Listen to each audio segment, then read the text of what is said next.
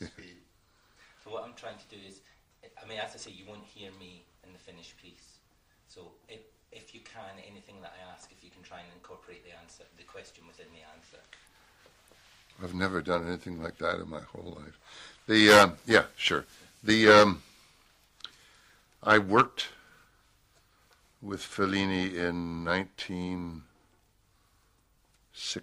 I guess.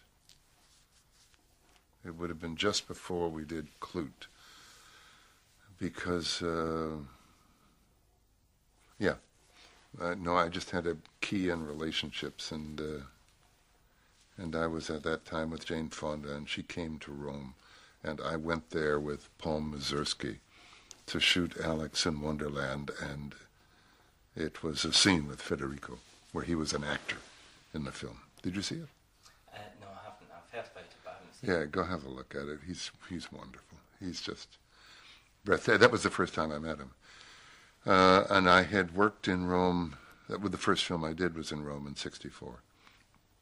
And then I came back to Italy to do Don't Look Now with Nick Rogue. And I went off after that to do another film in England. And then I went back and did Novecento with Bernardo Bertolucci and Vittorio Storaro. And while I was doing that film, my agent, a woman named Amy De Sica, who was Vittorio De Sica's daughter, said, Federico Fellini wants to talk to you. And he's going to come to Parma to speak to you while you're shooting with Bernardo. Oh, and they were very competitive, Bernardo and Federico. But he came to the Hotel Maria Luigi in Parma and met me and talked to me. We had a wonderful, wonderful lunch. And then he was going back to Milan to catch a plane to go to Rome. And he said, I said, well, why don't I drive you to Milan? It was whatever, it was a 2-hour drive. And he said, okay, wonderful. You drive me to Milan. I had all these books of Казанова that I'd read and prepared and to prepare my work. And he took them and threw them out of the window of the car as we were on our way because he said, this is not the film I'm going to make. And the film he described to me that he was going to make was a film, he talked about an incident that had happened in Rome 2 years before, where 2 young, wealthy Roman youths had killed a girl.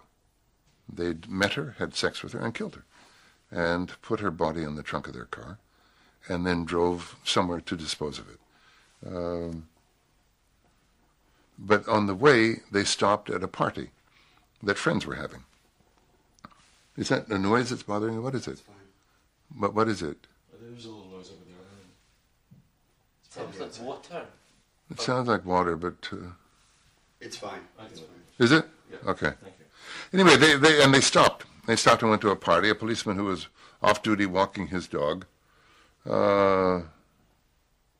His dog stopped at the trunk of the car and smelled something, and he looked and he saw blood dripping from it. He opened the trunk of the car, and the trunk was open, and the body of the girl was lying in there. And he went into the party and said, who owns that car? And they said, we do. He said, but you have a They said, oh, yeah. And he said, but what's going on? You've murdered a girl. You've done this. I don't understand it. And their answer was that they didn't know her, so therefore they didn't really even think that anybody else knew her, because she wasn't part of their coterie, you know. And he wanted to make Казанова about those kind of people, about that condition in Rome, about that particular kind of decadence. We should stop, actually, and see what that is, because that's bothering me. I don't know what it is. Does it sound like water in there? And so that was what he was making. He was making the film about those people.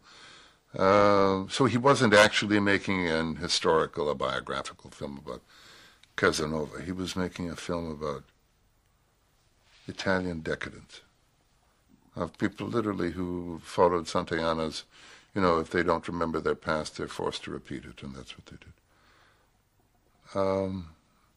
And we had a wonderfully amusing day, and we went into Milan, And he said, you know something, I think I'm going to stay. Why don't we stay the night? So we rented a hotel room.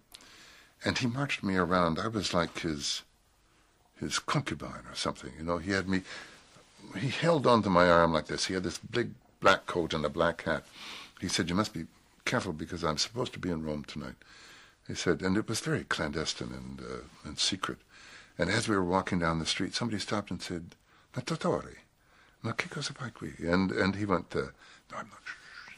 And we went to see The Exorcist, and we walked out in the middle of it.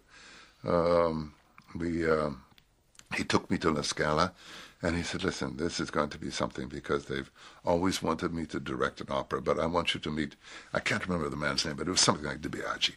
He said, I want you to meet De Biagi. And so when you go into the rotunda of La Scala, there's a little central desk, and then at the side, 2 doors with guards at them. And this guy at the desk just had his head down like this and wasn't paying any attention. And Fellini said, I would like to see De Biagi. He's standing there with me in his arm. And the guy said, who shall I say is calling? And Fellini said, Federico Fellini. And as he said that, just as he said that, the doors opened because the guards had said Fellini's here. The whole place filled with people. It was amazing. We were running around like this. And in the middle of it, De Biagi is there, and I'm in his arms. And Fellini says, well, of course you know Sutherland. And De Biagi says, Graham Sutherland, how wonderfully well you look. Graham Sutherland had been dead for 5 years. But anyway, so we ate and we had a wonderful time. And he said, but will you do the film? I said, I would do anything for you you want. And Dino was not happy. You know, I think Dino wanted somebody a little bit more fashionable than I was. But Fellini said, you know, and he had done a drawing, Federico, because my face for him, if he made the changes that he was going to make in it,